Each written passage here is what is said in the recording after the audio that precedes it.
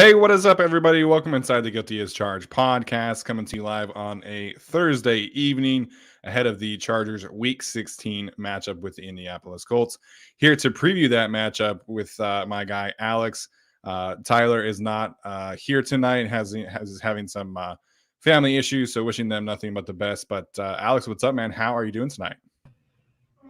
Wish Tyler nothing but the best, but I am back in America. And of course, the second I come back to America, Nick Foles is the starting quarterback for the Indianapolis Colts as they come to play the Chargers. So excited for this week. Yeah, it's a big backup quarterback week in the NFL, especially for Alex's rooting interests. Got Nick Foles in the game this week for the Colts, and then Gardner Minshew starting for the Philadelphia Eagles against the Cowboys on Christmas Eve. So big weekend for the backups. Big weekend for the backups, indeed. So we will talk about that decision by the Colts to go with Nick Foles and everything that means, heading into this matchup. And really, if it changes much for the Chargers, I think it could certainly change some things, but we'll dive into that. First and foremost, before we get started, this is going to be our last episode until Christmas. So wish everybody who is celebrating a very happy holidays. If you celebrated Hanukkah, hope you had a happy Hanukkah. If you're celebrating this weekend, hope you have a great Christmas. We will not be doing our usual Saturday show. That's obviously Christmas Eve. I will be traveling to Utah on Saturday on Christmas Eve, which sucks, but is what it is. So I just wanted to get that out of the way. Hope everyone has a great time celebrating this weekend. Happy holidays to everyone. Merry Christmas. Happy Hanukkah. Happy Kwanzaa. Happy whatever you celebrate. Here for the best time of the year, and I'm happy to be back in America to celebrate it with family, and I hope everyone has a great time too. Yeah, absolutely. So, and also we are doing a ticket giveaway for the Chargers' final home game against the Rams. Details there are in our pinned to our Twitter profile. So if you missed that, please go check that out. All you obviously have to do is retweet and follow the post, and then obviously respond to the post with a screenshot of your subscription to our channel on YouTube. So some pretty good seats. Hopefully you go in there and enter, and hopefully we can get someone in those seats and make some good noise against the Rams on New Year's Day. So all right, let's dive into that decision by the Colts. I can't believe this is the second time the Colts have effectively benched Matt Ryan for the duration of this, or for the remainder of the season. Obviously going with Sam Ehlinger the previous time, this time going with Nick Foles. So you obviously have an attachment to Nick Foles that the rest of us do not, because you are also an Eagles fan. Obviously Nick Foles won you a Super Bowl. What is your expectation, or I guess we'll start with the reaction to the decision to go with Nick Foles, and then your expectation for Nick Foles the rest of the way for the Colts? I'm so mystified by whatever the Colts have done this season, because if there was a time to go to Nick Foles, it was when you were like 3-1. Matt Ryan was struggling. Okay, we go to the backup. But then Jim Irsay was like, well, we're going to throw Sam Ehlinger into the pot and see what he's got.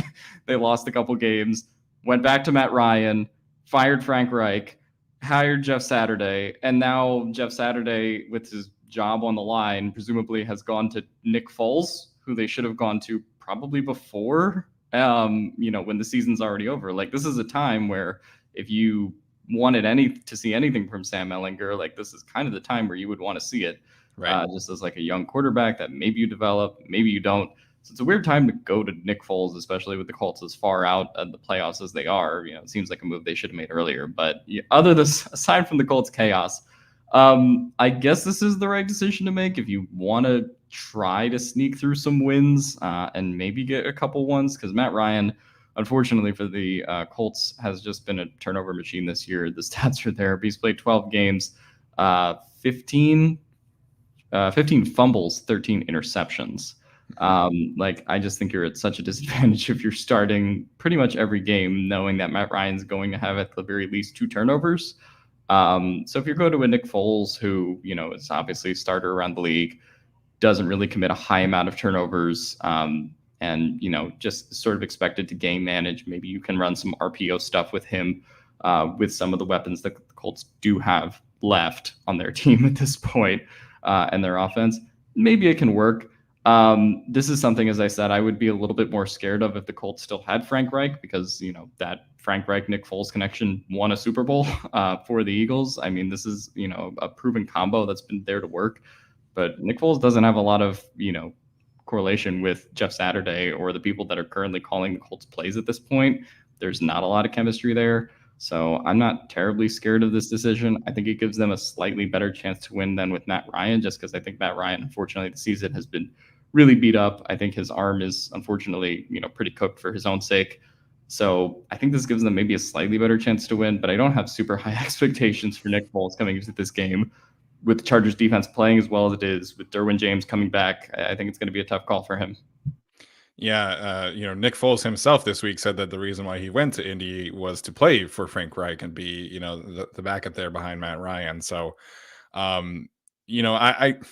don't know if this changes a whole lot for the Colts. I mean, Jeff Saturday has been pretty clear that he wants to run the piss out of the ball and be that, ground and pound smash mouth team. And like, that's the identity he wants to have for this team. I don't know if changing quarterbacks from Matt Ryan to Nick Foles does a whole lot. And like everything the Colts have done this year, just doesn't make much sense to me. Like Nick Foles also mentioned that he wasn't even taking second team reps leading up to this decision this week because Sam Ehlinger was the backup. He was the one getting the second team reps, and Nick Foles was the scout team quarterback. And now he's going to be taking first team reps with guys that he hasn't been throwing the ball to since training camp. Like this just doesn't make any sense to me. Are the Colts trying to win games, and is Nick Foles but maybe the better quarterback in the situation? Maybe. I think he's certainly more willing to push the ball down the field, and that's certainly been something that Matt Ryan does not excel at this point in his career. But the offensive line is still an issue, and we'll talk about that later on throughout the show. You don't have Jonathan Taylor, you don't have Frank Reich in this game, so it just doesn't make any sense to me why a team who has nothing to play for is not going with the younger guy and Sam Ehlinger. So I don't know if this changes much for me. I know that there were a lot of people on social media when the decision came out that was like, oh, great, the Chargers are going to lose now. This doesn't change much for me. Like it doesn't move the needle one way or the other. I still think the same matchups are the key matchups. Maybe you get like a deep ball or two from Nick Foles that you didn't get from Matt Ryan. But at the end of the day, like this to me doesn't change how I feel about the game. No, in the macro, I don't think it does. I think Nick Foles gives them a slightly better chance to kind of air things out and work with a little bit more creative stuff on offense. But ultimately, I don't really know what their offensive vision as a team is at this point. It's kind of a really confusing situation. And then, if you want to run the ball with Jeff Saturday, yeah, like you could run some pretty killer RPO stuff if you had like Jonathan Taylor and a good offensive line. They don't have either of those things at this point. So I think that there is a world where this Colts team could, theoretically work on offense if they had Reich and Taylor and the offensive line and the things that we've talked about. But this is a pretty bare bones Colts team with going in with the Foles, who has kind of no preparation. He was in a similar situation last year in Chicago when he got the start over the Seahawks, because I think it was Andy Dalton and Justin Fields who were hurt. So he was also the third stringer that game. But you're talking about a Chargers defense that's roaring hot versus, a Seahawks team that was effectively tanking towards the end of last year with Russell Wilson not playing. So definitely a different situation. Yeah, absolutely. And I meant to circle back to this from your point from earlier, but Matt Ryan leads the league in turnover-worthy plays, according to Pro Football Focus, at 26. He's just a few ahead of Josh Allen and Geno Smith. So when you're not getting the upside of those two other quarterbacks, leading the league in turnover-worthy plays is a big issue. So that could certainly, be a reason for the change too. It's the only area where you don't want to be mentioned in the same sentence as Josh Allen. Exactly. All right. We'll get to, as we do every single week, a bit of the injury report from today. Obviously, the Chargers did not practice yesterday. I think they only lifted and such. Yesterday had a victory Monday. So today, really the first day for the team to get into the building, all together and onto the field. Derwin James was at practice. He was a limited participant. This is the first time that he's practiced since re-injuring his quad. So we'll see what happens there. It sounded, according to Brandon Staley, that he looked really good in practice and that They are seeing a lot of progress there. So I lean towards Derwin playing this week, although I guess it wouldn't necessarily surprise me if they were to be cautious again and hold him out one more week, and then have him essentially play the last two games, hopefully at 100%. Yeah, I think they played Derwin this game. He gets the limited practice in. I think they were kind of being cautious with it last week. And this is a good spot sort of to get Derwin back into action before, the playoffs eventually get rolling. Maybe you even can clinch a playoff spot maybe in one of the next 2 weeks, and then have an opportunity in week 18, maybe week 17, to have the potential to rest him, more likely week 18 in that scenario. But I definitely think this is a good week to get Derwin back on the field. Only thing that I'm disappointed with today, and something that we expected maybe to hear, is any update on Joey Bosa, and unfortunately that seems to be a note at this point. Yeah, I know we got the Ian Rappaport and Tom Pelissero tweets. I guess that was 2 Saturdays ago, that the Chargers would be expecting him back in practice, potentially had a chance to play against the Titans. That obviously did not happen. They still have not activated him. They don't necessarily have to activate him at any point. Like, they can do that. There's a 21-day window there for them to choose that. But they could activate him tomorrow, and then he could play on Sunday still, theoretically. Doesn't sound like that's going to be the case. Brandon Staley basically has said that there's no update. He's progressing well, but it's definitely frustrating from a reporting aspect. And I think that's my biggest thing, is there's a lot of hate towards Joey Bosa for milking an injury and not being committed to the team and not being a tough guy. And I just think that's ridiculous. I mean, we saw him play through, a triceps injury, a knee injury, a shoulder injury, all that stuff in 2020. And where he didn't really miss any games in that stretch when he was injured with all of those injuries. So for me, I know that Joey is doing his best to come back and play for this team. I just think that the Chargers are being a little cautious. So I understand the frustration, especially given the reporting that from the national side of things, that they thought that there was a chance that Joey would be back by now. But it definitely is frustrating. But I understand obviously why the team is being cautious with their most expensive player right now. Yeah, it is definitely unfortunate. Everyone wishes Joey was kind of back on the field at this point. But the Chargers have always been pretty consistent. They were like, hey, maybe there's a chance down the stretch that he does come back. When the injury first happened, and every time Brandon Staley has been asked about it, he hasn't been like, oh, well, a week or 2 weeks, right? He's always been like, Joey is a bit away, right? And so that has always kind of been a constant thing, aside from whatever the national media is kind of reporting on it. The Chargers have always been pretty consistent that Joey Bosa still needs quite a bit more time. How much, we don't know at this point. But so I definitely think it's frustrating. But like Steven said, he played through all those injuries in 2020, played through getting 2 concussions, and then coming back eventually down the stretch of the season in 2021, right? At this point, I think that Joey's obviously toughed it out through a few injuries, and I think he wishes he was out there. But this is the first time, like I said a couple podcasts ago, that he has gotten midseason surgery, a really a severity to this extent.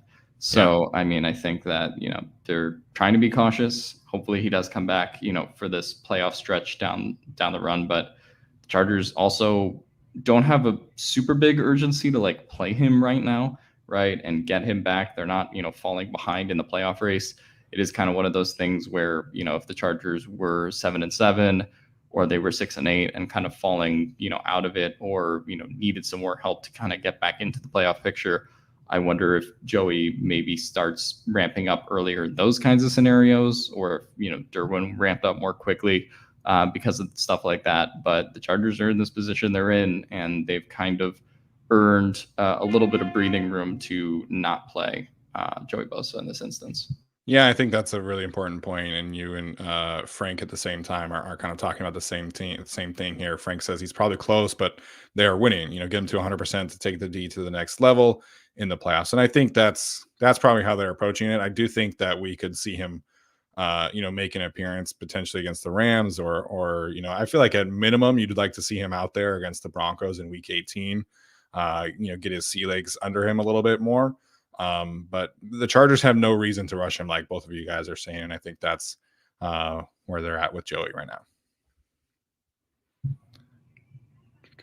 Yeah, 100%. I mean, there's been like the national media with Jalen Hurts, for example, right? Like, but you're a team like the Eagles or a team like the Chargers right now with Joey Bosa, like you kind of have earned the right to maybe give him a couple more weeks rest with the big 2 wins they got over Miami and Tennessee.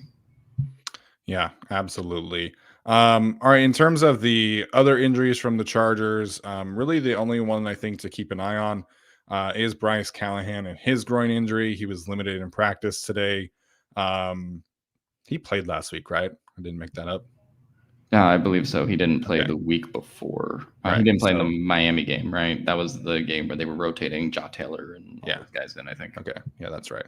Now I've been focused on the other Chargers corners. I forget if Bryce Khan was out there last week. So he played last week against the Titans. Sounds like they're just being really careful there. Same with Sebastian Joseph Day, limited with his knee issue. Full practices for Trey Pipkins, Chris Rumpf, and Jamari Sawyer. Jamari's kind of been off and on the injury report, this time with a knee injury. So he's always been a full participant in practice, but the guy is clearly going through some things. Yeah. Oh, sorry, go ahead.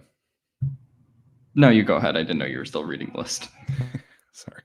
I was just going to say from the Colts side of things, Kenny Moore, the biggest one for the Colts, obviously Jonathan Taylor, who we can certainly talk about on injury reserve, but Kenny Moore also did not practice. He hasn't played recently. I think he's missed like the last 3 games. The Colts have been having my guy Julian Blackman from Utah playing in the slot. He used to be their free safety, so bit of a different role there for him. But Kenny Moore, one of their better players, and so him potentially being out, I think is a big deal as well.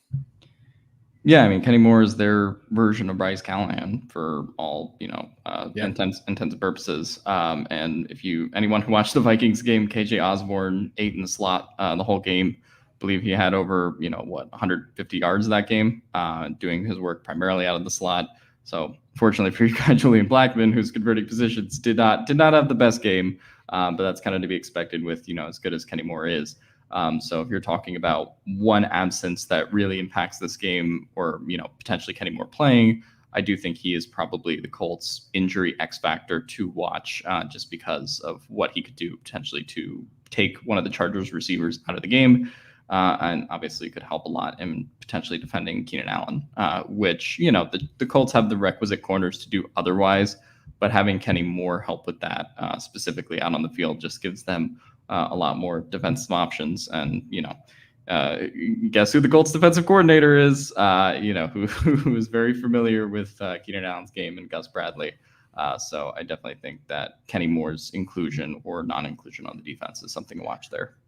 Yeah, absolutely. And I don't know if you prepared anything on Gus, but I think the way that Gus is going to play this game is interesting to me, because last year the 2 games that the Raiders blitzed the most in last year were against the Chargers, and the amount of times that they played cover 2 and things like that, the most was also against the Chargers. So curious if he gets same with Gus, or if he's gonna throw some wrinkles at his former team again.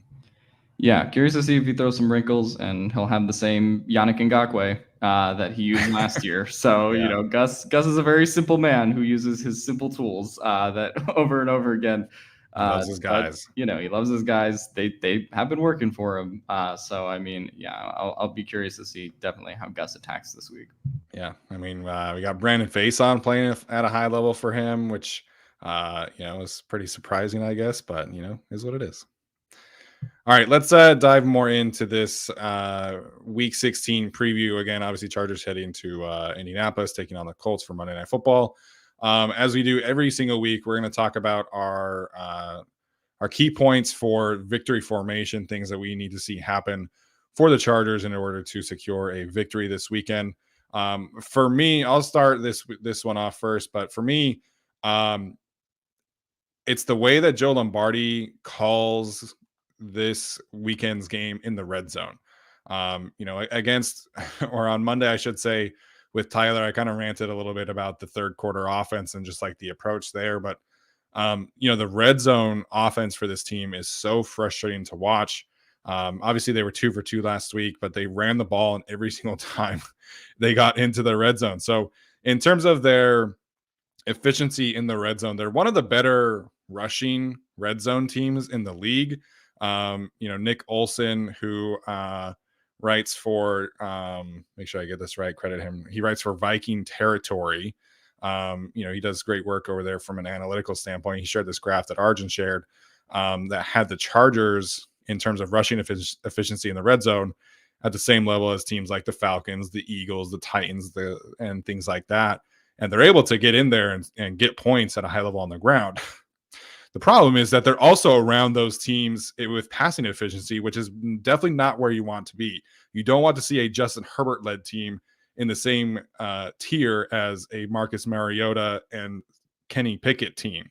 So the way that this team and this staff calls plays in the red zone for me is something that really has to change. And I think I like what they do on the ground, but when you're getting into the red zone and you're calling screen passes basically like on every other play, I feel like at this point, or you're doing flat routes at all the time, like I was hoping that the returns of Mike Williams and Donald Parham would allow them to access, the deeper parts of the field in terms of the end zone and be able to, get some more end zone shots.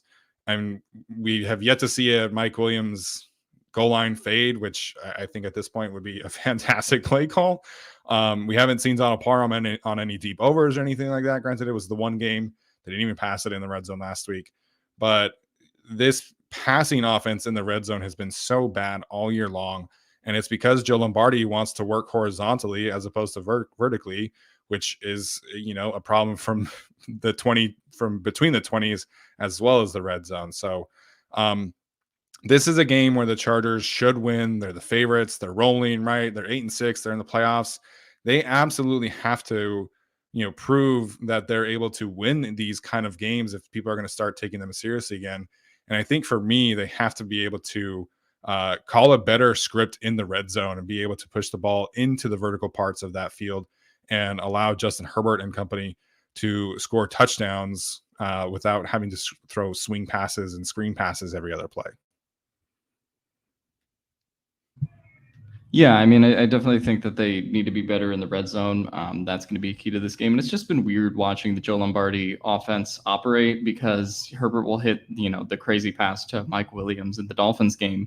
And then the Chargers get in the red zone and Mike Williams isn't on the play for all 3 downs on goal. And, that drive finishes with DeAndre Carter, an intended pass for him in the red zone, right?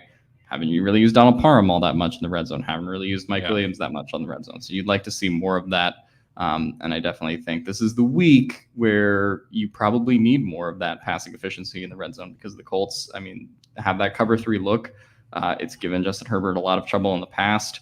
And so if this is a week to kind of break through in terms of the vertical play calling, both between the 20s and in the red zone, it's this week. Yeah, absolutely. All right. What is your victory formation point? Yeah, it's going to be Herbert's performance just versus cover 3 defenses in general.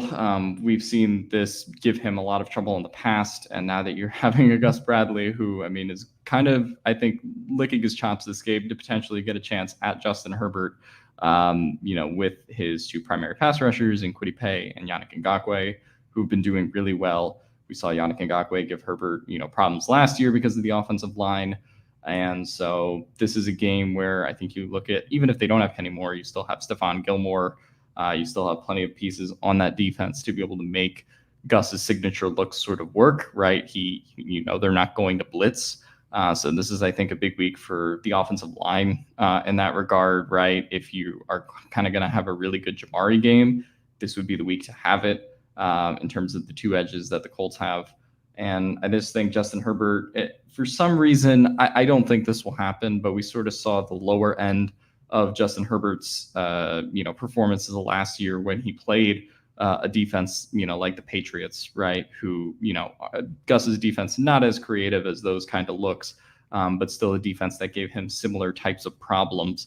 So I'll be very curious just to see how Justin navigates this game after getting some not easy defenses to play, but certainly defenses that I think haven't given him quite as much trouble as this Colts defense potentially could give him.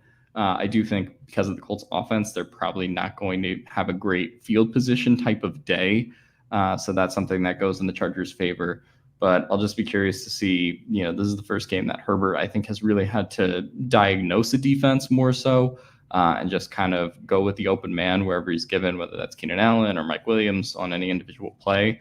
There probably will be one in a Gus type of defense and just find that hole. And obviously Joe Lombardi's part of that too. But hoping that this is a week where Justin Herbert can kind of improve his EPA versus the cover 3 scheme. Yeah, obviously week 18 last year was a lot of, they got down, and obviously you're in the trailing aspect of things. There was, a lot of 4th down conversions. So, the EPA per play in that game, that specific game, is a little skewed just because of a sheer volume standpoint. But the thing that really irritated me about the week, was that week 4 last year or week 3, where they played the Raiders the first time on Monday Night Football last year? I think week 4. It was a lot of like flat routes, right? Like it was a lot of Austin Eckler in the flats. It was a lot of Jared Cook in the flats. It was a lot of Steven Anderson. And what was really frustrating about that is that Mike Williams had, I think it was, I can't even remember, but I think the Raiders might have been on like their 4th corner that game. And Mike Williams was really just cooking that 4th-string corner. And that was the game, I think, early where Herbert had like the 20-yard shot to Williams and overthrew what probably would have been a touchdown. Yeah, and then like never went back to him again. That was when what's his name that went to Ohio State that got kicked off the team, and not Ruggs, the other guy. What's his name? Arnett. Thank you. So Arnett gets injured in that game, and then Trayvon Mullen also got injured in that game. If I'm not mistaken. And then Mike Williams was open like the entire game, and just it was all flat routes like the entire game. I was so frustrated by it. So I'm hoping we see a little bit more aggressiveness in terms of the way that they work the vertical parts of the field with Mike Williams this week, in order to kind of make Gus's cover 3 looks, kind of stretch themselves more than we've seen other teams do in the past. Yeah, I mean, just hoping that, this kind of is a Mike Williams game to, for him to get involved. Just because I don't think the Colts really have the defenders to kind of stick with him for a whole game if Stephon Gilmore's priorities are kind of going to be elsewhere, potentially like in the Keenan Allen matchup if Kenny Moore's not playing. So this is a game where I think that, you could see Mike Williams have a big game if Justin Herbert's able to find him. You could see Austin Eckler have a good game, hopefully vertically as opposed to the 9 billion screens he's been getting every game. But I do think this is a game where you can sort of start to get Mike Williams and even somebody like Gerald Everett more involved as well. Yeah, I was a little disappointed watching the film and the way that Mike Williams played early in that game last week against the Titans. So to me, this is a week where you come out and you get Mike Williams going early. Again, kind of open things up a little bit that way. All right, we'll get to some key matchups here. I'll let you go first on this one. What's your key matchup of the day? I think my key matchup of the day is just going to be. Wait, sorry, I'm having a mind fart right now. Yannick Ngakoue is lining up left. Yeah, he mostly lines up against left tackle. Yep. Yeah, so I mean, for me, that's going to be Ngakoue versus Jamari Salyer. I think we've seen Jamari Salyer have a couple bounce back weeks compared to some of the performances from earlier this season. And again, these were matchups that were really tough for him, given the spot that he was put in. Particularly, what am I thinking is like the big albatross game for Jamari Salyer? I can't remember off the top of my head. Can you remember for me? Like a game that he played poorly? Yeah, recently. Probably the Raiders game. Yeah. I mean, that was sort of the game where you sort of looked at him, just didn't really have it in that particular game. And so, now I think Trey Pipkins, you sort of trust him to be able to hold down the other side with Kwity Paye, given what Trey Pipkins has, done this season. But I think Jamari Salyer, just to be able to get that consistent performance from him against Yannick Ngakoue, who has gave Herbert, sort of the business in week 18 last year, has given, the Chargers a lot of problems, in particular in the past. that is a matchup where I think Gus just excels at using him the right amount. He just kind of wins his one-on-ones and gets by. They don't really need to blitz him at a particularly high rate. And, so I think Ngakoue has been very good at manufacturing pressure. And, so Jamari, I think, has had some really good moments this season, has had some uneven games too. But the Colts, I don't think are going to do much creative, things in terms of how they use their linemen, how they use their linebackers, how they use their corners to manufacture pressure. It's just going to be, can the Chargers withstand the edge game? And so that's going to be Yannick Ngakoue versus Jamari Salyer for me. Yeah, so Kwity Paye obviously had his ankle injury earlier in the season. They kind of have been slowly working him back. He did play 67 snaps this past week against the Vikings. He had 3 pressures, 1 sack. So potentially finding his groove at the right time. So you mentioned it, right? That, that's going to be Trey Pipkins' assignment. Gus doesn't like to move his guys around a whole lot, as we know from the Melvin Ingram and Joey Bosa days. So you'll see a lot of one-on-one matchups with, the guys that you highlighted. So in terms of Jamari, I think he's been playing well. I really like the way that he's progressing as a run blocker right now. And I think that is something that the Chargers could potentially exploit. Again, they've been doing a lot more like inside zone runs and leak and things like that. Or I'm sorry, not leak, split zone, duo. So they've kind of pivoted more towards using a inside running game recently. That's not really the approach that I would have this week against this Colts defense with Grover Stewart and DeForest Buckner. So I think this is a week where you could see Trey Pipkins and Jamari Salyer kind of get after in the run game, and that's probably the way that I would use to be able to exploit the Colts edges, because they are good edges. I don't think Yannick and Kwity Paye, I don't think are stars, but I think they're really above average players. And obviously you don't want to allow them to get heated up in this game. No, absolutely not. And, just sort of kind of going back to what we were talking about, right? It was sort of Chandler Jones' length in that Raiders game that sort of gave Jamari Salyer those problems. And, you look at someone like Yannick Ngakoue, the wingspan of Chandler Jones, 84 inches, the wingspan of Yannick Ngakoue, 80 inches, right? So he is long, he is fast, and, sort of fits the mold of what has given Jamari Salyer some problems with his tendency, sort of being to play guard, right, in this tackle spot that he is playing right now. So that's definitely something I'm looking at for this game. Yeah, and NSN pointing out the Chargers are absolutely lucky to have Jamari Salyer this year. He really saved them from a really terrible left tackle situation. Oh, absolutely. And him giving them above average left tackle play, while he's going to end up leading this rookie class in true pass sets, which is crazy to me. When you're talking about him being drafted in the 6th round and playing guard for most of the offseason. And then, he's going to end up having the most reps at left tackle in the league in terms of rookies. And, it's not been perfect. He certainly has had some weaknesses, but the good thing now is that Trey Pipkins is back, and Trey Pipkins is balling out of his mind after last week. And they didn't send any help towards Trey Pipkins against the Titans. I don't think they necessarily needed to, but you can design all of your protection plans around helping Jamari Salyer if you feel like it is a big enough mismatch this week with Yannick Ngakoue. I don't think that's going to be the case. I do think Jamari Salyer will be able to hold up well, but Trey Pipkins being back is huge for the protection plan because it allows them to be flexible with Jamari Salyer right now.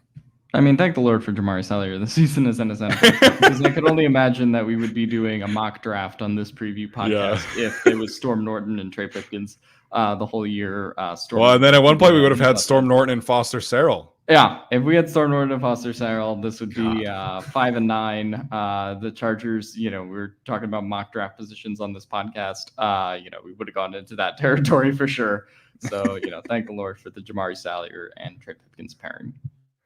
Yeah, for the guy saying that Trey Pipkins has been trash in the chat, 6 games that he's been healthy, he's allowed 6 total pressures. So go watch all the Foster Sarell games and tell me that Trey Pipkins is trash.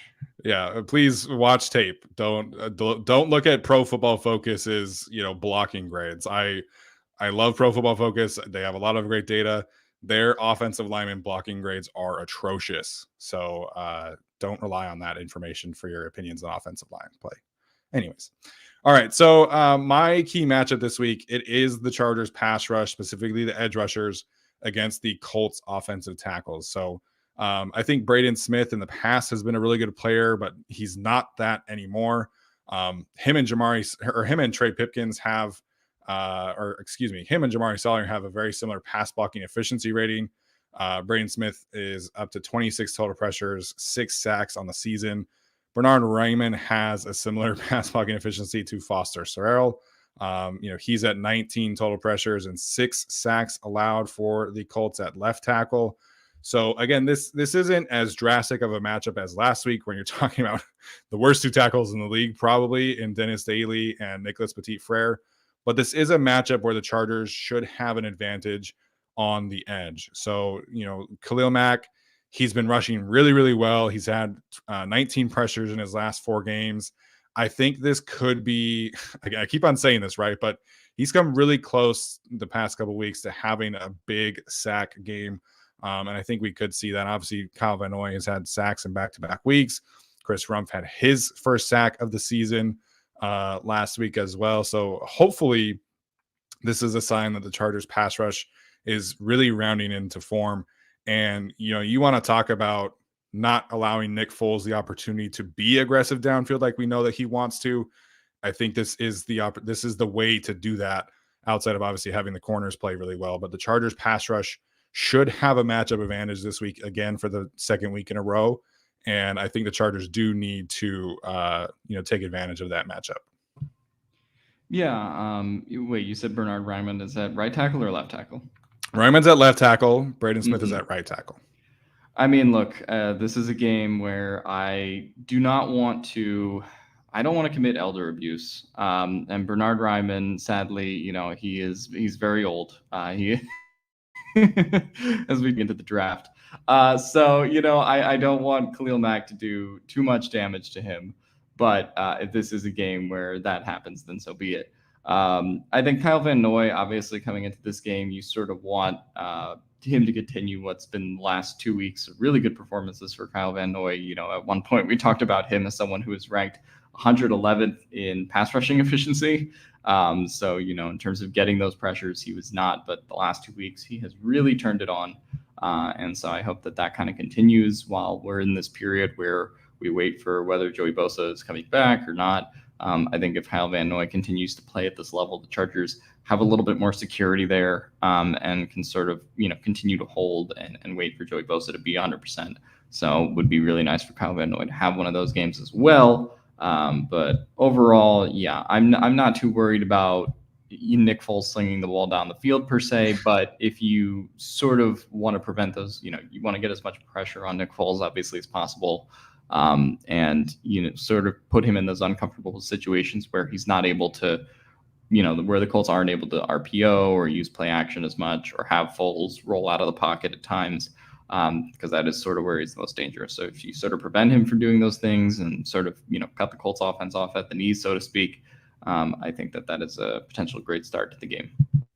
Yeah, absolutely. Kyle Van Noy has combined 5 total pressures and 2 sacks his last 2 weeks. So again, him and Chris Rumpf actually producing would be huge for this team. So that's my key matchup. Obviously, Chargers have to get after Nick Foles. I think you have to do that every single week. It's going to be a big thing next week as well when you're going up against the Rams and the Broncos. And so, this pass rush finding a stride is huge. Obviously, Morgan Fox is a key cog in that regard as well. So looking forward to that. So, Alex, we'll move on here to, do we want to do bold predictions? We haven't done bold predictions in a while, I feel like. Oh, I got a good bold prediction. All right, go for it. Look, the Chargers have struggled with the cover 3 looks. Justin Herbert struggled with the cover 3 looks. The Chargers have struggled getting into the red zone. What does this open the opportunity for? Cameron Dicker field goals, baby. The Chargers, Cameron Dicker has a 5 field goal game against the Colts. Oh, I think that, would that be great to watch? Probably not great television. This whole game as a whole is not great television with the Colts playing. But I do think that Cameron Dicker will convert on his opportunities. And while the Chargers win the game, I do think that he'll get a lot of field goal chances. And Cameron Dicker knocks in 5 field goals, maybe 1 from 50 yards. 5 field goals. My God, that means that the red zone offense would be atrocious again. Well, it would continue with the theme. Fair, fair. All right, everybody listening in the chat, over. Let's set the over under for Dicker. I'll say 3.5 field goals because Three Arjun's and a on the half. I under in think this that's game fair. too. So I think 3.5 is a fair. So chat, if you're listening right now, over under 3.5 field goals for Cameron Dicker this week. Hey, my guy was on the Pat McAfee show. He was on the 33rd team. He was the Popeyes box this week. So Cameron Dicker's having himself a good week. Yeah, having himself a moment. Happy to have brought him, spiritually to the Chargers after he hit the game-winning field goal with the Eagles. Now has hit 2 game-winning field goals himself. Maybe he'll do it again. Maybe he'll hit 4 game-winning field goals. Although hopefully the Chargers don't need a game-winning field goal to beat the Nick Foles-led Colts. Yeah, that would be a big problem, I think. But as Tara points out, Staley has been a little bit more aggressive lately, so we'll see what happens there. All right, my bold prediction. I don't know how bold it is because he's been playing super well, but this feels like a game where Michael Davis could get his hands on a football. And he deserves it. I think he's playing the best ball of his career. I think he's been playing the best ball of a Chargers corner since Casey Hayward in 2019. And he's not getting a ton of chances right now, but he's so attached, he's so locked in every single week. But it does feel like Nick Foles is going to take a couple more chances than somebody like Matt Ryan would. So I'm going to go Michael Davis, 1 interception, and I'll say also 2 additional pass breakups. Yeah, I mean, think that's fair this game. I don't know if Michael Davis kind of will be the person to jump on those. We've also been predicting Derwin James interceptions that haven't happened, and throughout the whole secondary this year in terms of creating turnovers. But think there's any game, it kind of would be this one. Definitely think Michael Davis will get some pass breakups. Definitely think Asante Samuel Jr. would get some pass breakups, but not a bad prediction at all.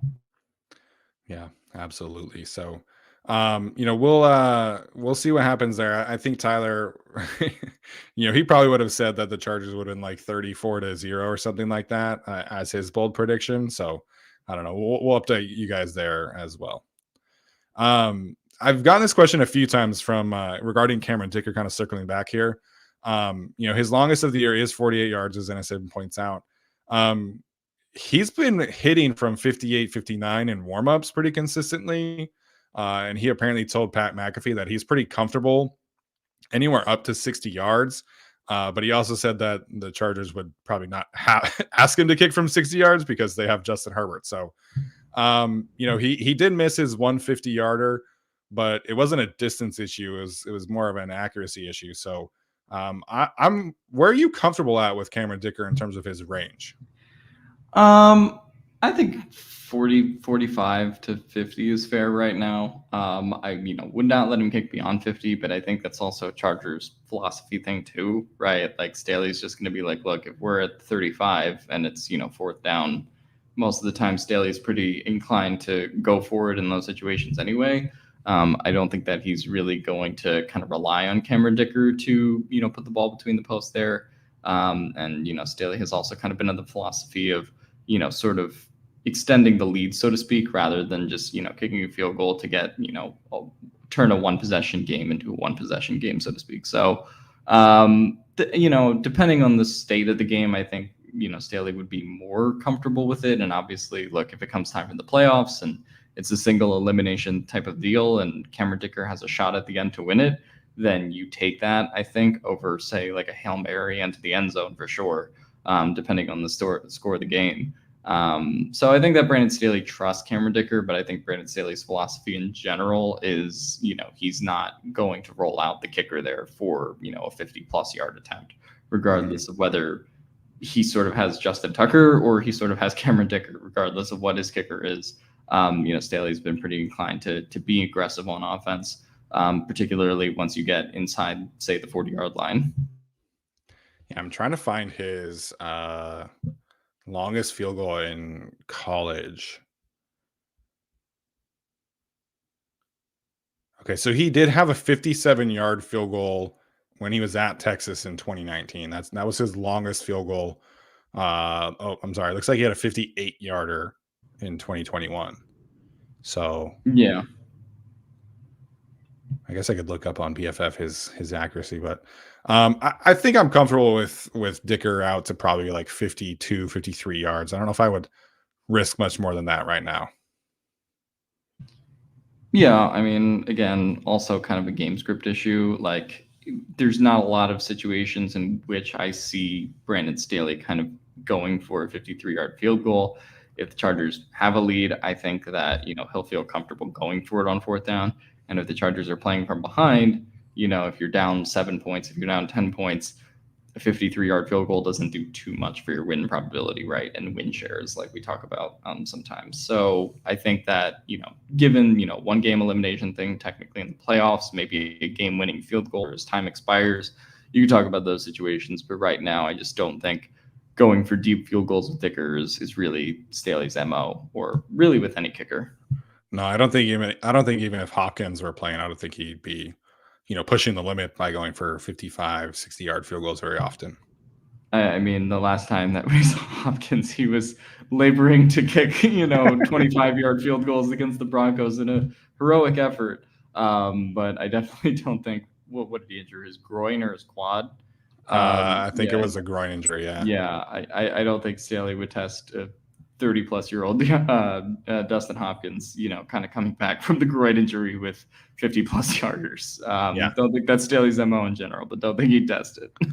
Yeah. So just looking at his Cameron Dicker's Pro Football Focus page from college, he was 1 for 2 from 50 plus in every season of his career in college. So he was literally 4 of 8, which I feel like is decent. It's not necessarily fantastic, but 4 of 8 from 50 plus is at least a body of work we can kind of look at. Yeah, I mean, we talked a little bit about, back in the day of like what Michael Badgley's kind of range is, right? Michael Badgley, when he first kind of came onto the scene, was knocking down 59-yarders and sort of had a leg from 50 plus. Yeah. And then as the seasons went on, that sort of definitely regressed in terms of his success from 40 plus yards out. With the Chargers, it was very hit or miss, became basically 50% chance from 40 plus.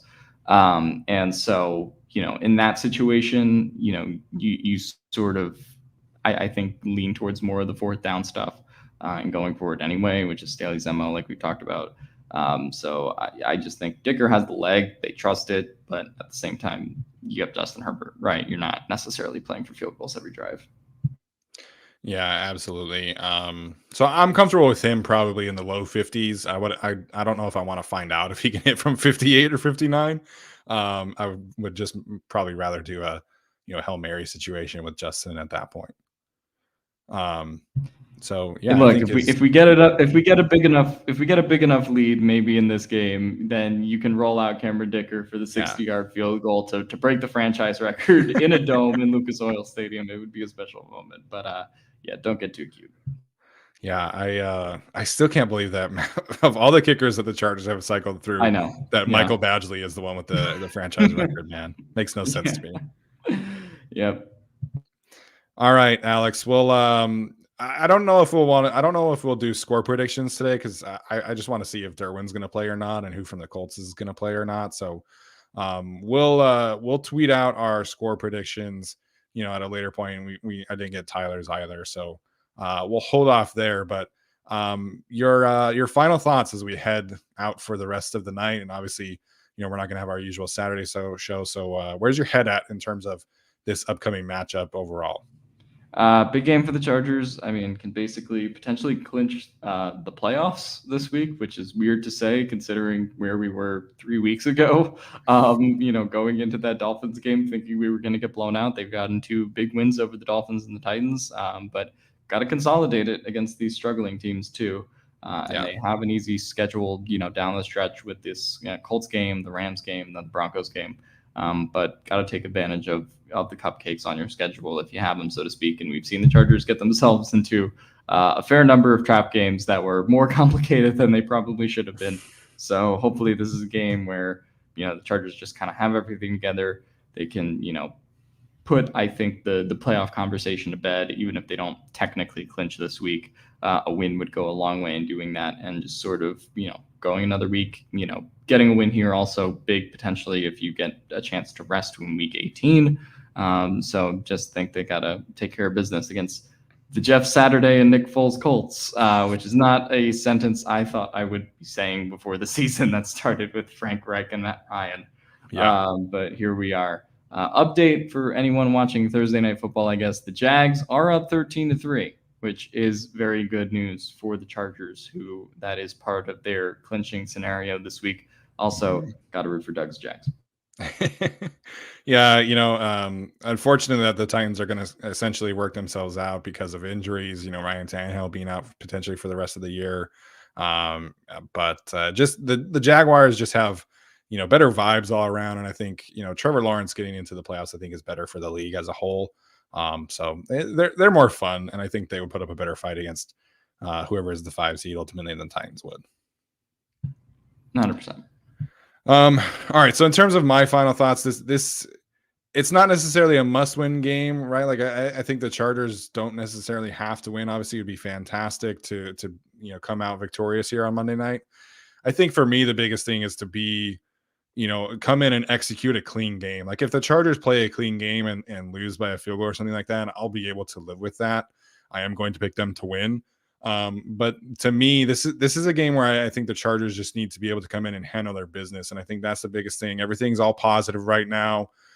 Brandon Staley said on Monday that the team's been kind of re-energized by winning these 2 games. And there's a lot of confidence. And, Drew Tranquil has been talking about, there being some just kind of a different feel to the locker room over the last few weeks as they kind of, navigated this kind of situation. And so I just need to see it, right? Like we haven't necessarily seen a super clean game all around from the whole team. Even winning these past 2 games, it's been, some missteps here and there from the offense or, Michael Davis tripping or the fumble issue from against Tyreek Hill or, allowing Ryan Tannehill on one leg to kind of march down the field in a 2-minute situation. So I just want to see the Chargers execute a clean game and not necessarily fall into the same kind of trap game that we've seen them in the past. So I'm okay if they lose, but if it's a clean game, if they're, getting down early in this game and having to scrape and claw their way back, like I think that's just not an advantageous situation for the Chargers to be in this week. So start fast, be competitive throughout, score a touchdown in the 3rd quarter. That'd be freaking cool. And just be able to show that they can play a clean game in this kind of situation as opposed to years past where this is a game where they kind of would, not be able to do that this week.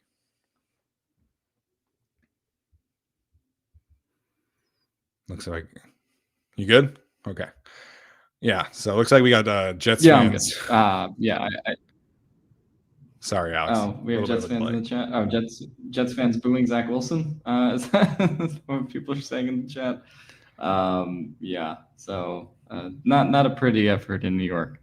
Unfortunate that Mike White got hurt for them. But I don't even understand if they gave up on Zach Wilson, why they gave up on Zach Wilson earlier and not playing Joe Flacco now, because Joe Flacco could probably win them a couple of these games. So just a weird decision all around for that team. But anything to help us. Yeah. That I think with Joe Flacco, they'd probably beat the Lions last week. So, 100% what it is. So, all right, man. Appreciate you stopping by today. Glad that you're back in the States safe and sound. Appreciate everybody in the chat today. If you are just tuning in, we are doing a giveaway for tickets to the Rams game next week. So go check that out. If you're listening to the audio version of this, be sure to leave us a rating or review. We'll confirm our plans for Monday night in terms of our recap, obviously Christmas weekend. So I'm going to be in Utah. So we'll figure it out. We'll let you guys know exactly when that's happening. I would imagine it just kind of happens right after the game. So again, we'll see what happens there. So again, wish Tyler and his family nothing but the best. Send some positive vibes that way. And hope everyone has a very Merry Christmas. We'll see you guys on Monday.